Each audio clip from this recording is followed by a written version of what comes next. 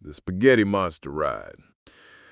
I was sitting on the porch, watching the sunset do its best impersonation of a campfire, orange, smoky, and a little out of breath, when that four-wheeler coughed itself sideways and the dust came up like it had a grudge. That'll set a man to thinking. Not the big fancy kind of thinking with Latin on it, just the kind you do when the air tastes like talc and last week's hay, and you realize you are, in fact, a critter on a dirt ball, circling a bonfire we named the sun so we wouldn't have to keep pointing and hollering, "That hot thing." I reckon that's where it starts for most of us, with a rattle in the machine or a Monday that won't quit.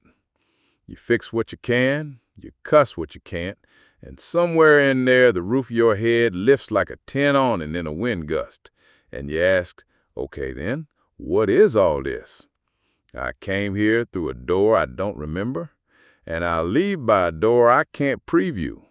In the meantime, the coffee is either perfect or it ain't, and my goodness, does that seem to matter more than it should. Now, I've had days I felt like God's own foreman. Everything aligned, eggs just right, wife's voice sugar soft, the kid not mad at me for once, traffic all green lights, birds in a barbershop quartet, me with a halo of competence. And I've had mornings where the filter folded and the coffee tasted like old pennies, and I dropped my phone and the dog found something dead enough to be interesting, and you couldn't convince me I was anything higher than a damp towel. Same man, different weather. You know the tune. Folks will tell you pick a lane. Either the world's a plan, tight as a hymnal, or it's chaos, cards in a fan. I suspect, don't holler, it's both. Purpose arrives like company. Sometimes invited, sometimes it just pulls up in the yard. Other times purpose is late and you eat biscuits without it. When you go long enough without, you begin to audition substitutes. Cults of personality, cul-de-sacs of theory, spaghetti monster with a cover charge and a spaceship schedule pinned to the church corkboard. I don't fault anybody for wanting a ticket. Mondays will do that to a body. Here's the thing I keep coming back to. We're energy harvesters, not just with gas and wire and that secret of the machine that turns whoosh into go, but in our hearts too. You take a hard day and turn it a quarter inch to the light, and you can squeeze a little kindness out of it, a little usefulness. Maybe all we're doing is learning how to burn cleaner. Maybe the angels judge us not by what we believe, but by our emissions. The dust has been rough this year. Hayfields coughed, and the pine smoke hangs, and the air's got that El Nino mood bring to it. Mother Nature doesn't bargain. She nods at our charts, then does as she pleases. I'm for doing better where we can. Use less, fix more, keep a little oil in reserve for rubber and medicine and future foolishness. But I don't mistake my vote for a veto on thunderheads. The weather will have its weather. Allergies make philosophers of us. When your head turns to molasses, you don't have room for complicated theology. You want breathable air and a clean cup. And yet, funny thing, when the sinuses finally drain and you can hear the crickets like someone tuned the station just a hair to the right, you remember you're connected, not in the poster way, but in the real way. Crows tattling about something downfield, katydids running their little mills, your own breath sawing gentle in the chest. It's hard to stay mean when you can hear all that. Not impossible, mind you, just hard. Religion? I keep mine like an old pocket knife, handy, quiet, and not waved around in company. Some folks like 3 gods in one. Some prefer a committee. Some say it's all a fog with a lighthouse you can't quite see. I've met a lot of saints who never sit in a pew, and I've known pew veterans who wouldn't loan a nickel to Jesus if he signed for it. We're all contradictions with hats on. Call it Buddhism or baptizing or agnostic shrug. On a Monday, the test is the same.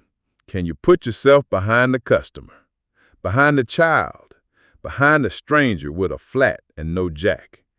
That's liturgy, I understand. You ever notice how the cults, large and small, promise simple? One man with all the answers, one app for your brain, one trick to be happy forever? I don't trust one trick anything. The county road ain't straight, and the river surely ain't. Even the Lion King gets it wrong if you hum it too loud. The circle of life is a little messier than chorus and credits. Somewhere a leopard's got a mother by the neck, while a baby won't let go. Somewhere else a mother's got a fever, while a nurse won't let go. It's a world of holding on. You pick your side, and you hold. Speaking of holding, I once shared a table with a congressman who had crumbs on his tie like a mechanic has grease on his hands, ate cookies like he'd been elected to it. And I remember thinking, all right, heroes are human, and villains get allergies. And somewhere inside every podium pounder is a man who gets weak for pecans. That doesn't excuse anything, but it explains a lot.